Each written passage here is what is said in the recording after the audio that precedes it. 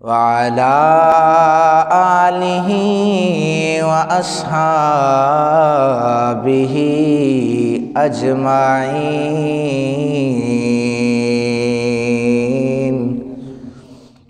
اما بعد فاعوذ باللہ السمیع العلیم من الشیطان الرجیم بسم اللہ الرحمن الرحیم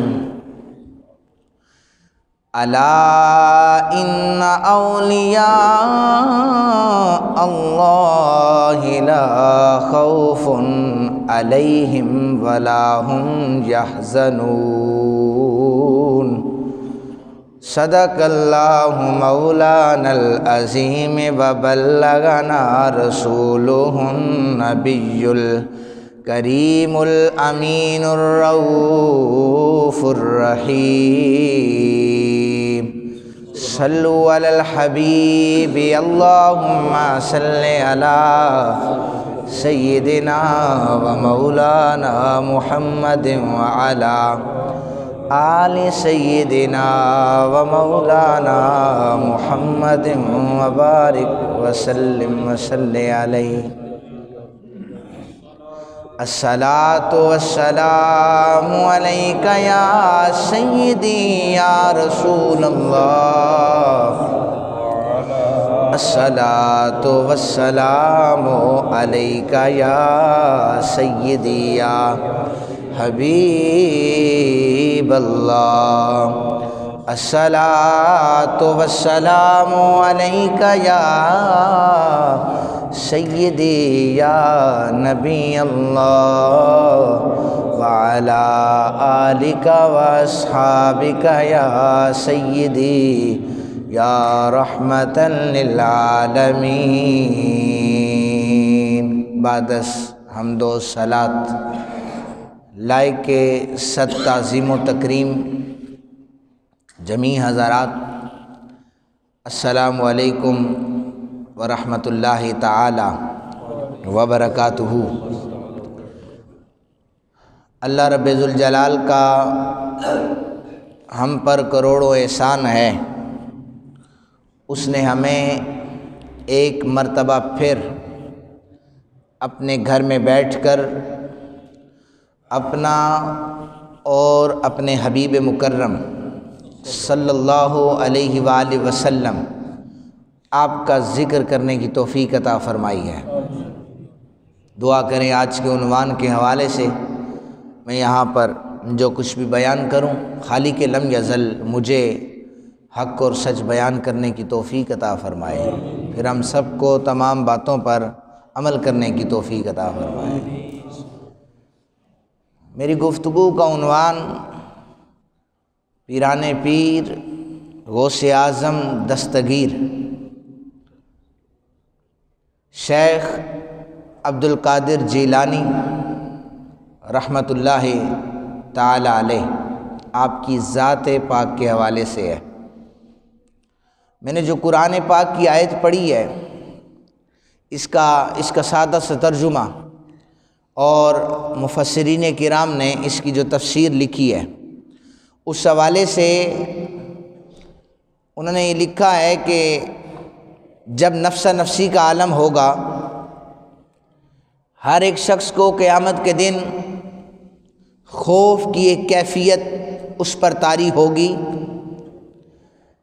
وہ ڈرا ہوا ہوگا، لیکن اللہ کے کچھ برگزیدہ بندے ایسے ہوں گے جنہیں اس دن کسی قسم کا کوئی خوف بھی نہیں ہوگا، وہ پریشان بھی نہیں ہوں گے۔ صحابہ نے سوال کیا، کملی والے آقا ہمیں اس آیت کی تفسیر تو سمجھائیے، وہ کون لوگ ہوں گے؟ فرمایا وہ دنیا میں میرے ولی ہوں گے جنہیں کوئی خوف نہیں ہوگا۔ اور ان کی پہچان کے حوالے سے جب صحابہ نے پوچھا کہ کملی والے آقا ان کی پہچان کیا ہے، فرمایا ان کی پہچان یہ ہے کہ اذا رؤوا ذکر اللہ، جب بھی انہیں دیکھو گے وہ اللہ کا ذکر کرتے ہوئے تمہیں نظر آ جائیں گے۔ اور خود حضرت پیران پیر رحمۃ اللہ تعالی علیہ نے فرمایا کہ یہ تو حدیث پاک ہے کہ انہیں دیکھو گے تو وہ ذکر کر رہے ہوں گے، اور دوسری روایت میں ہے کہ انہیں دیکھو گے تو تمہیں خدا یاد آ جائے گا۔ غوث اعظم نے فرمایا کہ اللہ کے ولی کی نشانی یہ ہے، دیکھنا دور کی بات، وہ جس رستے سے گزرتا ہے اس رستے کو دیکھ کر بھی خدا یاد آ جاتا ہے۔ حضرت یہ آپ کہاں سے لائے ہیں؟ چلو حدیث ہو گئی کہ چہرہ دیکھو تو خدا یاد آ جائے، یا دیکھو تو وہ ذکر کر رہا ہو۔ فرمایا جس کی پشت پر نبی کا ہاتھ ہو اور جس کی رگوں میں خون علی المرتضیٰ کا ہو، جس کے والد حسن پاک کی اولاد سے ہوں، جس کی اماں حسین پاک کی اولاد سے ہوں، تو پھر وہ یہ کہہ دیتا ہے، اسے کسی کی سند کی ضرورت نہیں ہوتی کہ اللہ کا ولی وہ ہوتا ہے جس رستے سے گزر جائے اس رستے کی خاک بھی گزرنے والوں کا طواف کرنا شروع کر دیتی ہے۔ یہ اللہ کے ولی کی ایک پہچان بتائی ہے۔ فرمایا نبیوں کو حکم ہوگا کہ مخصوص مقام ہے، یہاں پر تشریف فرما ہو جائیے۔ شہداء کے لیے بھی مخصوص مقام ہوگا، درجے ہیں قیامت والے دن، اور پھر صدیقین کے لیے بھی کہا جائے گا کہ انہیں بھی ایک مخصوص مقام پر بٹھایا جائے۔ یہ عظمتوں والے ہیں، یہ رفتوں والے ہیں، یہ بلندیوں والے ہیں۔ لیکن اچانک کچھ ایسے لوگ آئیں گے جن کے چہرے نور سے زیادہ چمکدار ہوں گے، سر پہ نورانی دستاریں ہوں گی۔ مولا یہ کون لوگ؟ حضور نے فرمایا رب یہ بتائے گا، یہ میرے وہ بندے ہوں گے جنہیں میں دنیا میں ولی کہا کرتا تھا۔ ولی کا مطلب کیا ہوتا ہے؟ دوست۔ کیا مطلب ہوتا ہے؟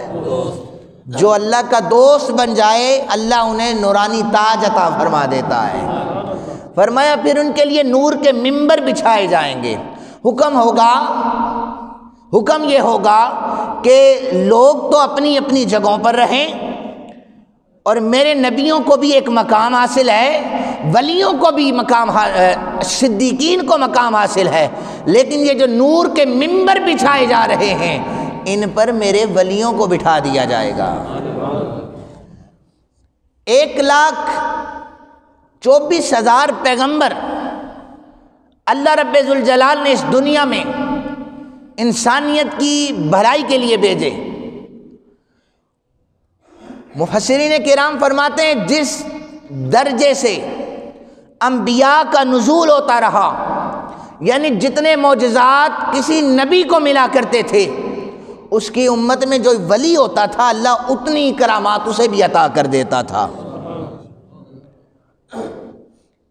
کہ میں یہ کہوں، یہ میں نے پہلے بھی بیان کیا ہے، ایک تو پھر میں قرآن کی آیات سے بیان کرتا چلوں کہ اللہ جس نبی کو جتنے معجزات کمالات عطا کرتا ہے، اس کی امت میں سے جو ولی کو چنتا ہے نا اپنے دوست کو، اسے اللہ کرامات میں بھی مقام عطا فرما دیتا ہے۔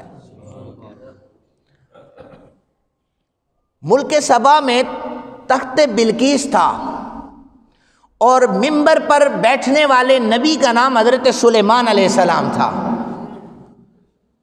حضرت سلیمان علیہ السلام، یہ سنا ہوا ہے سب نے واقعہ، میں قرآن سے ایک تو پھر تحدیث نعمت کے لیے عرض کر رہا ہوں۔ حضرت سلیمان علیہ السلام نے خط لکھا اسلام قبول کرنے کے لیے، خط و کتابت ہوئی، ہدہد پرندے نے جا کر وہاں پر خط پہنچایا، ان کی باتیں سنی، سلیمان کو باتیں بتائی۔ حضرت سلیمان اتنی پاور میں تھے کہ اللہ نے انہیں ہواؤں پہ اڑنے والے سارے پرندوں کی بولیوں کو بھی سکھا دیا تھا۔ حضرت سلیمان علیہ السلام درختوں کے پاس سے گزرتے تھے، درخت بھی آپ سے کلام کرتے تھے۔ اللہ کا نبی ہو اور پرندوں کی بولیاں نہ سمجھے، اللہ کا نبی تھے۔ ہدہد سے فرمایا یہ خط لے جاؤ، خط بلقیس کی گود میں پھینکنے کے بعد ادھر بیٹھ جانا، دیکھنا دربار بلقیس میں جو جو بیان ہو مجھے آ کر بتا دینا۔ بلقیس نے کوئی ہٹ درمی نہیں کی، ملکہ بلقیس نے، اس نے فوراً اسلام قبول کر لیا تھا۔ جب حضرت سلیمان نے دعوت دی کہ ملکہ بلقیس کو میرے دربار میں لایا جائے، 2500 میل دور تھا۔ کتنا؟ 2500 میل دور۔ سلیمان یہ چاہتے تھے کہ بلقیس کو باقی معجزات کا تو پتہ ہے کہ میں نبی ہوں، لیکن ایک بہت بڑا معجزہ بھی دکھا دوں تاکہ بلقیس، ملکہ بلقیس یہ بھی دیکھ لے کہ اللہ کے نبی کے معجزات کیا ہوتے ہیں یا کرامت کسے کہا جاتا ہے۔ آپ نے فرمایا میرے مجمع میں بیٹھنے والوں تم میں سے کون ہے جو ملکہ بلقیس سے پہلے تخت بلقیس میرے قدموں میں لا کے رکھے گا؟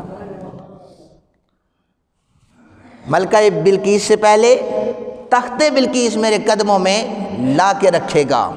قال یا ایھا الملأ ایکم یاتینی بعرشھا، کون ہے تم میں سے جو اس کا تخت میرے پاس لائے گا؟ قبل ان یاتونی مسلمین، کہ وہ میرے پاس نہ پہنچے تخت پہلے پہنچائے۔ قال عفریت من الجن، ایک جن کھڑا ہو گیا، اور یہ ترجمہ یہ بھی کیا گیا جنوں میں سے ایک دیو کھڑا ہو گیا، جنوں سے بھی زیادہ پاور رکھنے والا، کھڑا ہو کر کے کہنے لگا انا آتیکا، میں لے کے آؤں گا آپ کی بارگاہ میں۔ حضرت سلیمان علیہ السلام نے پوچھا کتنی دیر لگانا چاہتا ہے؟ اب بلقیس کو آتے ہوئے 2500 میل کا فاصلہ طے کرنا تھا۔ سلیمان یہ کہہ سکتے تھے اے جنوں میں سے کھڑے ہونے والے دیو لے آ تو، چونکہ اس نے جو وقت بتایا وقت کتنا تھا، قبل ان تقوم من مقامک، آپ ممبر سے نیچے اتریں گے میں آپ کے قدموں میں تخت لا کر رکھ دوں گا۔ لیکن اس جن نے ایک جملہ کہا تھا وَإِنِّي عَلَيْهِ لَقَوِيٌّ أَمِينٌ، میں بڑی پاور میں ہوں۔ اس جن نے کیا کہا تھا؟ میں بڑی پاور میں ہوں۔ میں کل ابھی مطالعہ کر رہا تھا حضرت نوح علیہ السلام کی زندگی کا کہ ان پر طوفان نوح کیوں آیا، تو اس میں لکھا گیا ہے کہ طوفان نوح حضرت نوح علیہ السلام کی امت پر اس لیے آیا کہ ان کی جو امت تھی وہ ہمیشہ یہ کہا کرتی تھی کہ جو جناب نوح ہیں یہ ہماری طرح بشر ہیں، ہماری طرح کھاتے ہیں۔ 1400 سال بعد بھی ایسی گستاخی ہو رہی ہے کہ نبی تو ہمارے جیسا تھا، ہماری طرح کھاتا تھا۔ اور پہلے، اس سے بھی پہلے، ہزاروں سال پہلے حضرت نوح کی امت بھی یہی کہا کرتی تھی۔ ہمیں شکر ادا کرنا چاہیے مصطفیٰ کی نسبتوں نے ہمیں بچا کے رکھا ہوا ہے، اور محبت والا اللہ نے ہمیں یہ عقیدہ دے رکھا ہے کہ ہم اپنے آپ کو اس قابل ہی نہیں سمجھتے کہ رسول پاک صلی اللہ علیہ وسلم کے ذات پاک کے حوالے سے کوئی بات کی جائے یا علم میں کوئی نقص نکالا جائے۔ کلمہ نبی کا پڑھ کر اسی نبی کے علم میں بندہ نقص نکالے، یہ پھر مسلمانی کہاں کی ہے؟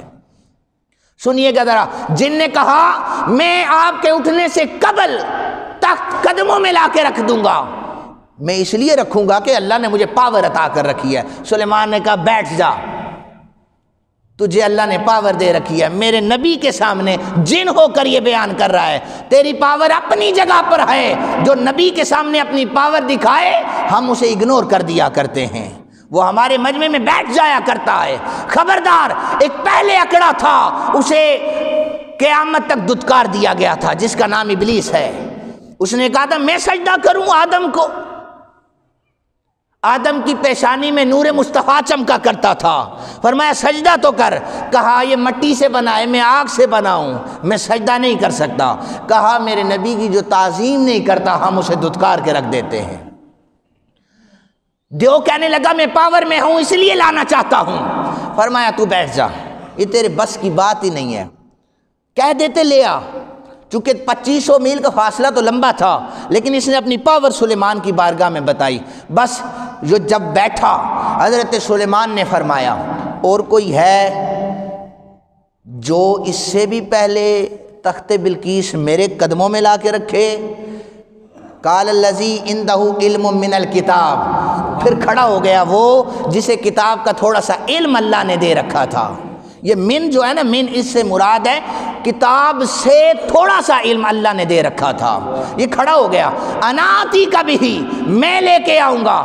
سارا مجمع پریشان تھا کہ جنوں کو بڑی پاور اللہ نے غیب دیا ہوتا ہے اللہ کے حکم سے، یہ نظر نہیں آتے، تو یہ بڑی جلدی سے کام کر سکتے ہیں۔ یہ بندہ جو کھڑا ہوا ہے یہ کتنی جلدی یہ تخت بلقیس لے کے آئے گا؟ جن کہہ رہا تھا کہ ممبر چھوڑو گے تو تخت قدموں میں آ جائے گا۔ سلیمان نے پوچھا، وہ کھڑے ہونے والے، اب محدثین نے بعد میں اس کا نام یہ لکھا ہے، تو رات میں بھی آیا ہے، اس بندے کا نام آصف بن برخیہ ہے، آصف بن برخیہ ہے۔ اسے تھوڑا سا کتاب کا علم تھا، یہ کھڑا ہو کر کہتا ہے حضور میں آپ کے قدموں میں لاؤں گا۔ فرمایا کتنی دیر لگائے گا؟ عرض کرنے لگے قبلا ان یرتد الیک طرفک، آپ کی پلک جھپکے کی بعد میں قدموں میں تخت بلقیس پہلے لا کے رکھ دوں گا۔ پلک بعد میں جھپکے گی، تخت بلقیس پہلے قدموں میں ہوگا۔ پریشان کر کے رکھ دیا تھا اس نے پریشان کیا تھا، لیکن اصل میں بتاتا ہوں یہ ولی کی پاور آتی کیسے ہے۔ چونکہ آصف بن برخیہ یہ کہہ رہے تھے حضرت آپ پلک نہ جھپکنا، کیا کہہ رہے تھے؟ پلک نہ جھپکنا، اپنی نگاہیں مجھ پر جما کے رکھنا، نبی کی نظر ہوتی ہے تو ولی بڑی پاوریں دکھا دیا کرتا ہے، جب نبی کی نظر ہو جائے تو پھر ولی بڑی بڑی پاور دکھا دیا کرتے ہیں۔ اور سلیمان علیہ السلام کے امتی، سلیمان کی نظر اپنے ولی پہ پڑ جائے، وہ پلک جھپکنے سے پہلے تخت کو قدموں میں لا کے رکھ دیتا ہے۔ جس پہ نظر پڑے اس کا کمال یہ ہے، اور جس کی رگوں میں رسول اللہ کا خون دوڑتا ہو اس غوث اعظم کا مقام کیا ہوگا، اس غوث اعظم کا مقام کیا ہوگا۔ اور پھر یہ اکڑا نہیں تھا آصف بن برخیہ کہ مجھے پاور دے رکھی ہے، جب تخت بلقیس قدموں میں لایا، دیکھیں پلک جھپکنے سے پہلے، یہ امیجن کریں اپنے دماغوں میں، پلک جھپکنے سے پہلے اٹھا جاتا ہے، زمین کے اندر تخت ہے، 80 گز لمبا ہے، 40 گز چوڑا ہے، زمین کے اوپر نہیں ہے، زنجیروں میں جکڑا ہوا ہے، سونے اور چاندی میں بنا ہوا ہے، بلقیس اوپر بیٹھی ہے، زمین کے اندر ہے۔ کہا نظروں کو ہلانا نہ، نظریں میرے اوپر جما کے رکھنا، تخت قدموں میں لا کے رکھوں گا۔ تو یہ ولی بنتا ہی تب ہے جب اس پر نبی کی نگاہ پڑ جائے۔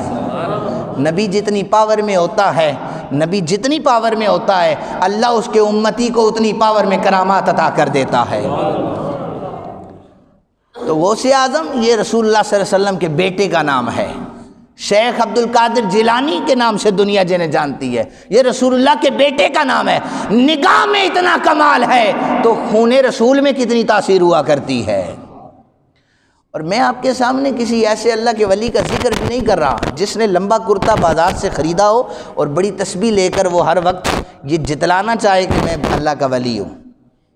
میں آپ کے سامنے ایک ایسے اللہ کے ولی کا ذکر کر رہا ہوں جس کی مجلس میں ہر وقت سینکڑوں مجدد، مفسر، محدث اور بڑے بڑے اولیاء بیٹھا کرتے تھے۔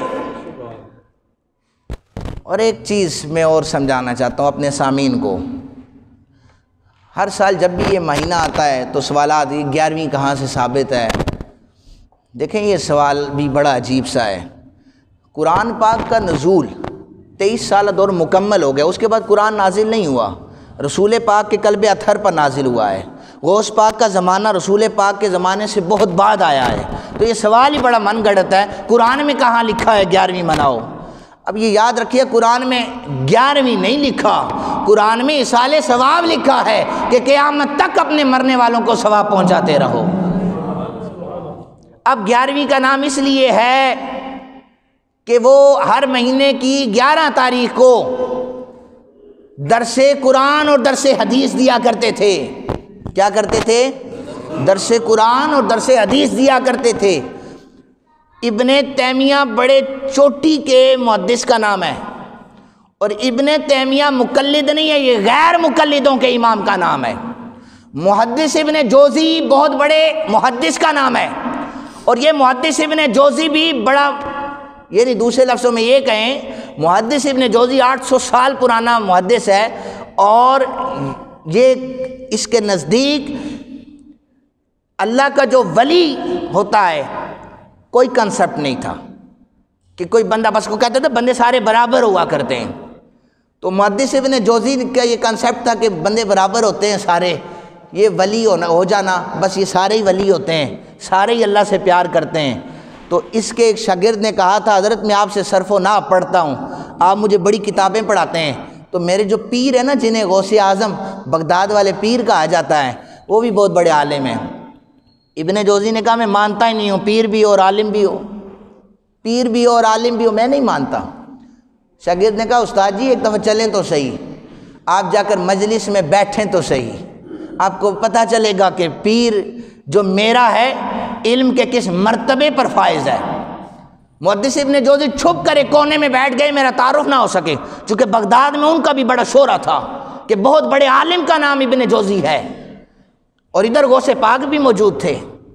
میں نے پہلے عرض کیا ہے کہ نبی کی نگاہ ہو جائے تو تب اللہ ولایت کا درجہ عطا کر دیتا ہے، اور یہ اولاد رسول تھی.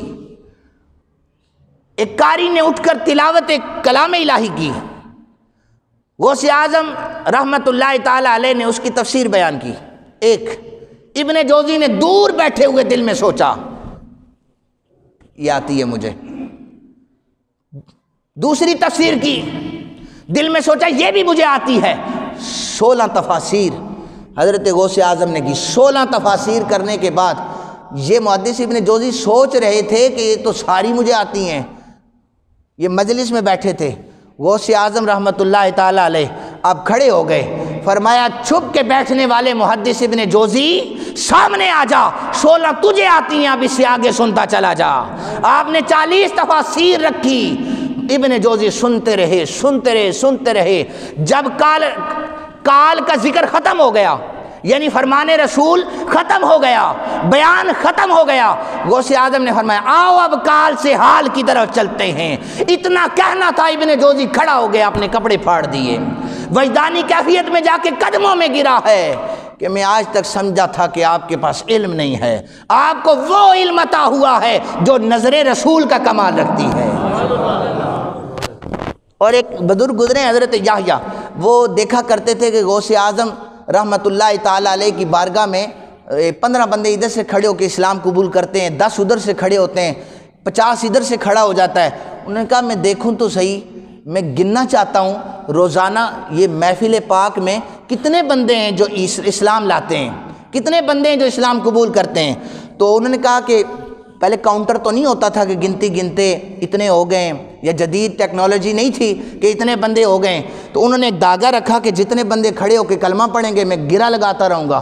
غوث پاک کا بیان جاری تھا، بندے کھڑے ہوتے گئے، کلمہ پڑھتے گئے، وہ گرے لگاتے رہے، بندوں کی تعداد زیادہ ہو گئی، کلمہ پڑھنے والوں کی تعداد زیادہ ہو گئی.